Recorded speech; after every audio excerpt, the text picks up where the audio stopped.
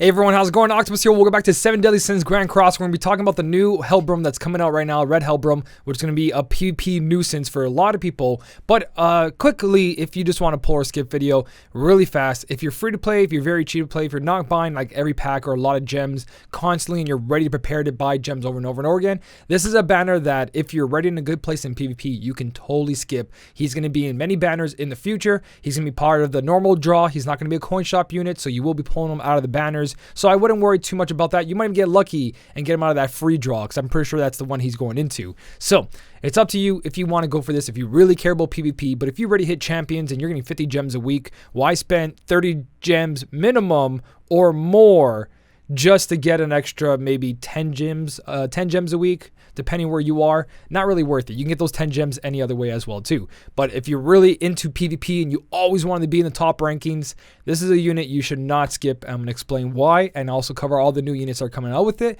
So let's jump over to the banners and let's talk about what's going on right now. Helbram is coming with Green King. If you guys need a Great Demon DPS unit that's really good for Extreme as well, Green King is very, very powerful for Great Demon. You can use them in PvP, but not as much these days, especially with all the strategies that are going on. But the combination, both of them, not that bad at all. Red Helbram PvP and Great Demon over at the PvE side for that Green King. So that's the two that are coming out together. This banner is only here for a week. It kind of threw us off a little bit because we currently have a banner going on with two units, which is Gother and Galland. So now we got this other banner. We're still recovering from Gother. So if you guys are recovering from Gother and again, you're free to play, I would skip this, especially if you're not too into PvP. And if you are, you're fine. Just wait till he comes back, and he comes back many times, so don't worry about it. So that's the combination that's going on right now. This is Red Helbram, and this is why he's so good in PvP. His whole kit screams it. For his base stats, though, to cover really quickly, he's not that crazy good when it comes to his defense and his HP.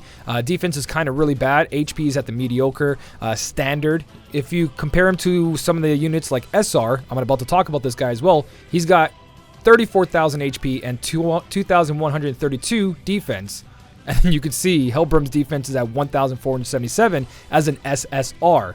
So you can see that this is a very glass cannon kind of thing. It's not that he's going to do a crazy amount of damage. He is going to do damage, but he's a huge utility pack debuffer. It's just so much in one. So what does he do? He's got a first skill that is Fog Wave. Its first rank will give you 1 ultimate gauge depletion. So like Green Merlin, Red Story Bond that you get for free. When you hit the enemy, they lose 1 of their gauges, so stopping them from doing their ults, very annoying if you guys ever faced a Green Merlin in PvP. Really, really annoying. You just don't get those ults off and you get screwed over constantly. So as you rank up, it does more damage. From rank 1 to rank 2, you're getting 300%. And then rank 3 is at 450%. And this is going to be very easy to get if you guys have Gother already on your team. And that is what this strategy is going to be. I'm explaining in a second what this disgusting PvP team is. But this will be run with Gother, Red Gother. So getting that rank 2 and that rank 3 is going to be fairly easy. And at rank 3, it takes away 3 gauges of ult gauges while doing 450% attack. So that's huge. Then you got Stone Needle, aka Blue Story King's Petrification.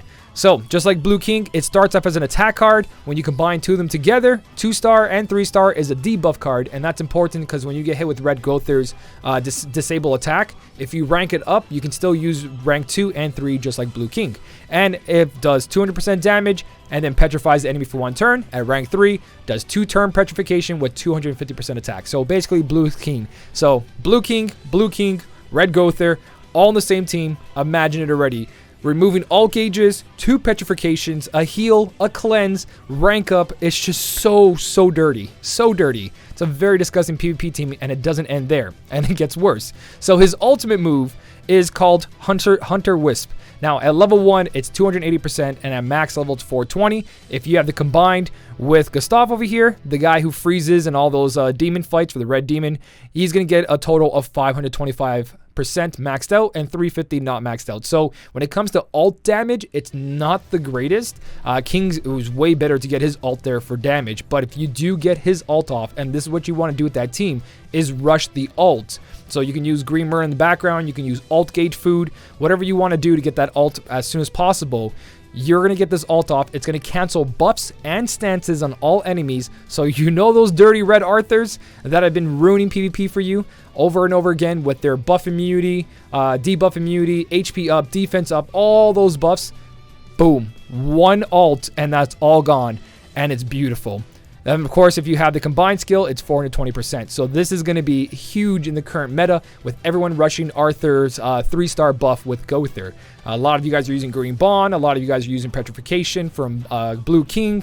None of that sticks. But once this alt goes off, all hell is broken loose. And these two, Blue King and Helbram, can continue to petrify whoever they want as much as they want. It's disgusting. It works really, really well. And it doesn't end there. So if you guys already know what Blue King does, this guy right here from Story, I don't know if they're going to let me, no, they won't show me, but Blue King, his passive increases fairy stats, and this passive, unique passive, increases basic stats by 5% per each surviving ally. As soon as you start the game, he gets 5% for each ally that is alive, and everybody's alive. So he's going to be a tanky boy doing tons of damage. Not super tanky, but he's going to have increased stats from that, and Blue King's going to increase his stats. It's just pretty disgusting. So it works out really, really well. Blue King, this red Helbram, and red Gother with Green Merlin in the background would probably be the best setup you guys can go into PvP with right now and just dominate.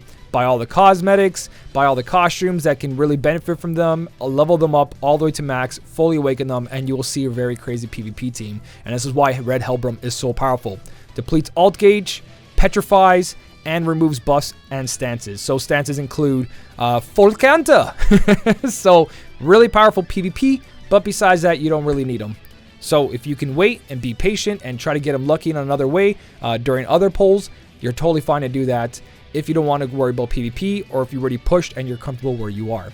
So carrying on from the PvP God, we're going to move into the new units coming in, starting off with the SR1. I think it's called Dagido. I'm really bad at pronouncing this name. His stats, again, are very mediocre. 2,467. When you look at Helbram's 3,000 attack over here, you can see the difference. Defense is higher at least than Helbram, and HP, again, is very mediocre. This guy's only good for one reason. Actually, not one reason, but there is a very good reason he's good. For his skill 1, Nitro Rush, it's going to be a debuff attack. So again, if you get Gother's disable attack, this still will go through because it counts as a debuff. Inflicts 108% of attack to one enemy and prevents ultimate gauge move from filling up for one turn. So if you play the story, in the story right now, you're going to notice when you face, I believe it was Galland fight, I think I was facing, or it might have been against a big demon, one or the other, you'll notice this little electrifying thing going over your alt gauges. That means even if you combine cards, use a card, it will not fill up until that debuff is gone. This can be cleansed by Blue King, so keep that in mind. It does do a pretty decent amount of damage, 180, 270, then 450, and it does it for 2 turns at rank 3. But because his base stat is so low, it's not going to be doing that crazy amount of damage. Now, Burst Combination inflicts rune damage equal to 160% of attack on one enemy. And think about Green King when you think about that. So if the enemy has a buff and you got debuffs, so on, you've got that going on to make it more powerful. And it does go up to 400%. And that sounds good until you go look at his base stat. And then he has his ultimate, which is cancels buffs and stances on one enemy. So not the greatest. When you go back to Red Helbram, you've got AoE, cancels buffs and stances on all enemies, where he does just buff and stances on one enemy. 409% attack, again, his base stat not that high. Maxed out 735, which can be pretty good, even with that low stat there, because King's in the 700 as well too, Blue King. So you know how much damage that does, but again, his base stat's not that great. Now, what makes him very powerful is his unique. Now, is this necessary? There's other comps you guys can be using instead of this, but if you do want to work with this, there's another unit in the game that also increases, I believe the defenses by like 50 or 60%. Increases strength attribute allies, so anyone who's red, defense related stats by 30%. Now, that's good, but it's not as good as attack or HP ones. Defense is kind of the one that it's there, it does its job, but it's not as necessary as HP and an attack. So it is good, and it does stack with the other units, so if you guys want to run around with that, it does something, but there's so many better comps to use out there besides this, especially with how low he is. But it can be annoying. It can be annoying, but not necessary, so you don't have to invest into him. Now, this is not going to be part of the draw, by the way. This is going to be in the race draw SR to SSR human tickets, the ones, those yellow blue, whatever. It's like yellow ticket. We're saving ours for Escanor. Don't waste them. Save it for Escanor when he comes out. And you also get him in the Hawk Pass special reward. We'll talk about that later on. Now, when it comes to this guy here, from everything I looked at and looking at his kits, yeah, you don't want him. You don't want him. So what does he do? He's a green SSR human, has pretty decent attack, not the highest, not crazy. 2,874, bad defense, and above average HP. Nothing too crazy like Gallon's HP. Now, for his first attack, it starts off as an attack card and becomes a debuff card when it's at rank 2 and 3. This inflicts damage equal to 220% of attack to one enemy. And then it goes from there to rank 2, which is the debuff. It disables buffs and debuff skills for 1 turn on 1 enemy, and then 2 turns on 1 enemy still, but you do 360%. So it's all right. It can work, but again, there's so much stuff going on in PvP, and also in PvE, you don't really want this that much, depending on what you're facing. So it's not necessary. I wouldn't put any resources into this guy. So it is nice to see that, but not necessary. Now, again, with his base stat, he can do some really good damage, just not crazy when you look at a rank 3 skill doing 450%. So 450% is pretty huge, even at 1-star 180, then 270. That's pretty good, but you gotta look at the unit's actual base stat. It's not really worth the investment going on. Now, his ultimate inflicts damage equal to 300% of attack to all enemies and decreases attack-related stats by 30% for 3 turns. Pretty interesting, but not really necessary, again, because you can just remove all this, so it doesn't really matter. Cleanse is very, very powerful. Now, what is really good about this unit is his unique. The one you have to go for the combat training to beat it, to unlock it. It decreases all enemies' crit resistance and crit defense by 30%. And with Jericho, that can be very powerful. Is it necessary?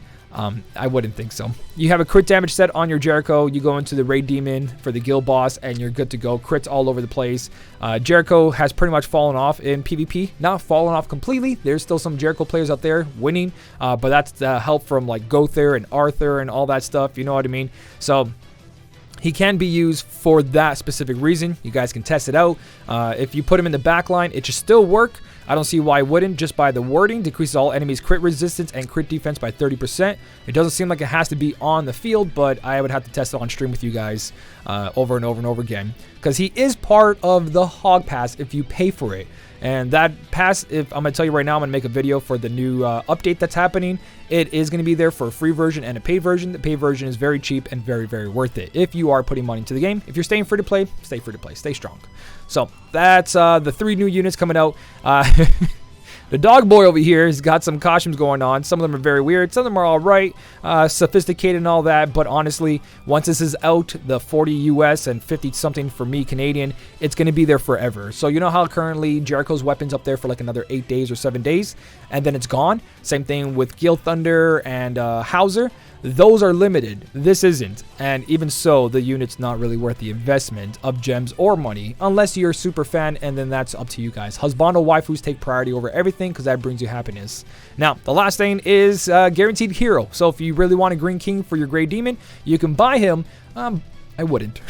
I wouldn't. The amount of money you spend doing this, you might as well just buy gem packs, do more pulls, get plat coins, and just buy them later on. You know what I mean? Even so, you can also just use like the coins, the gold coins, to buy them when it comes in rotation. So not really necessary. I think you can use gold coins. Correct me if I'm wrong on that. But either way, I don't think these packs are ever worth it. They're just very overpriced. So that is it for the entire update. The biggest thing here is, of course, the red Helbram. Kingbrum, I think they've been calling it in JP. Very, very strong PvP setup. King, again, Blue King, Free King from Story. That's going to be a combination with him and with the new Red Gother with Green Merlin in the background, or whatever you guys want to put there, because you don't have Green Merlin. Works very, very well. Just rush those ults, petrify everybody, cleanse whatever debuffs you get, and just laugh at the enemy as they rage quit over and over and over again, because that's what's going to happen. Imagine one Blue King who gets super lucky with petrification and like freezes your whole entire team because of Red Gother. Now think about that times 2. It's pretty toxic. So, I will be streaming. I might do a lucky pull. I might do something. I kind of want to save for Escanor and future units, like some Demon Meliodas. So, I'm going to be thinking about that. If you ever want to catch any of my live streams, I do stream at twitch.tv/MellyOctopus. Link in the description. But if you guys did find this video any helpful, any good tips here, don't forget to hit the like button. And as always, thank you so much for watching. Keep on smiling, and I'll smell you later.